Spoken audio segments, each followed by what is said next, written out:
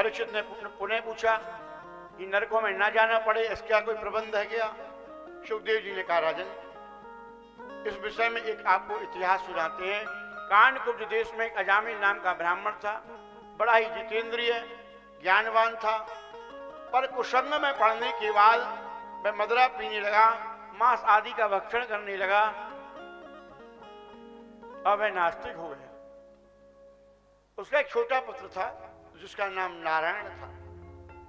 अजामिल के 10 पुत्र थे, सबसे छोटे पुत्र का नाम नारायण था। जब वह वृद्ध हो गया, चारपाई पर पड़ा हुआ था, शरीर अस्वस्थ था, दुर्बल था, तो यमदूत लेने आए। तो उनके भयानक स्वरूप को देखकर वह भयभीत हुआ और मलमूत्र का परित्याग करने लगा। सखाओं के साथ निकट में खेल रहे अपने पुत्र नारायण को पुकारने लगा, नारायण मेरी रक्षा कर, नारायण मेरी रक्षा कर। तत्क्षण भगवान विष्णु के पार्षद विमान लेकर के अजामिल के पास पहुंच गए।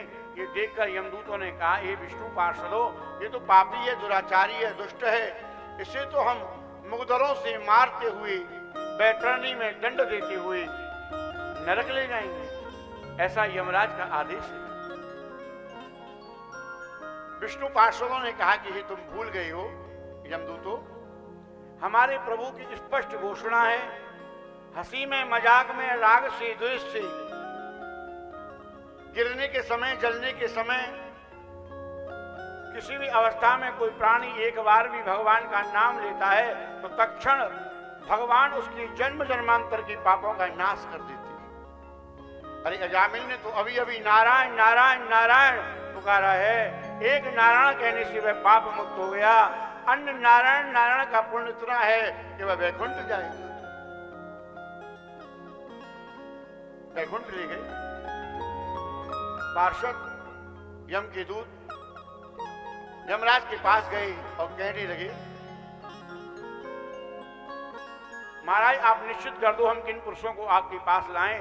आज अजामिल को लेने गए, वह भयभीत होकर के अपने पुत्र को पुकारने लगा और जिसे नारायण के दूतों ने भगवान का भजन मान लिया, उसे वैकुंठ ले गए। यमराज ने कहा कि सत्य है, जो एक बार भी भगवान का नाम लेता है वह जन्म जन्मांतर के पापों से मुक्त हो जाता है।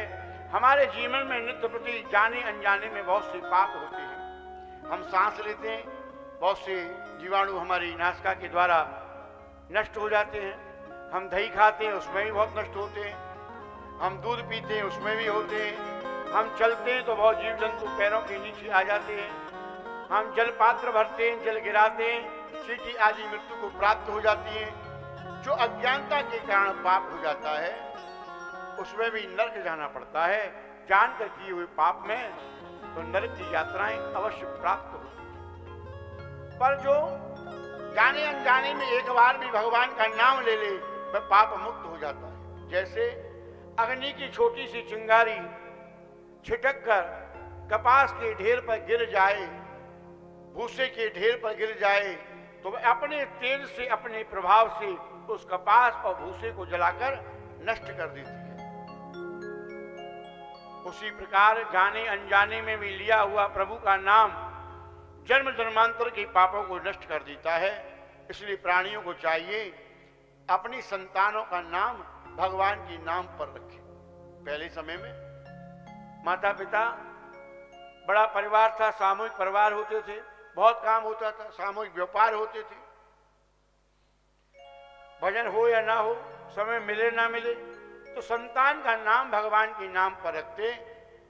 पुत्री को वाय लगाते, बेटे गीता, अरे सीता ये काम करना, तो भगवान का नाम मुख से निकलने पर उनका भजन भी हो जाता, वह पाप मुक्त भी हो जाते और घर का व गृहस्थ का कार्य भी पूर्ण होता। बेटा को वाय लगाते पुरुषोत्तम, हे माधव, हे विष्णु, हे केशव, जरा जाकर के घर का कार्य पूर्ण करना। मैं बालक पिता की आज्ञा से घर का कार्य भी पूर्ण करता, पर उसका नाम पुकारने से भगवत नाम के उच्चारण का हमें पुण्य प्राप्त होता। पर आजकल तो डिक्शनरी से, इंटरनेट से नाम खोजते हैं, नामकरण संस्कार हमारे यहाँ 16 संस्कारों में है। ब्राह्मण आकर के अक्षर निकालता, उस पर नाम रखता। अभी कहते हैं महाराज खाली पहला अक्षर बताओ। चिंकू पिंकू टिंकू मिंकू ऐसे ऐसे नाम रखती है, जैसे नाम तथा नाम यथा गुण। वैसी चंचलता, वैसी उद्दंडता उन बालकों में दिखलाई देती।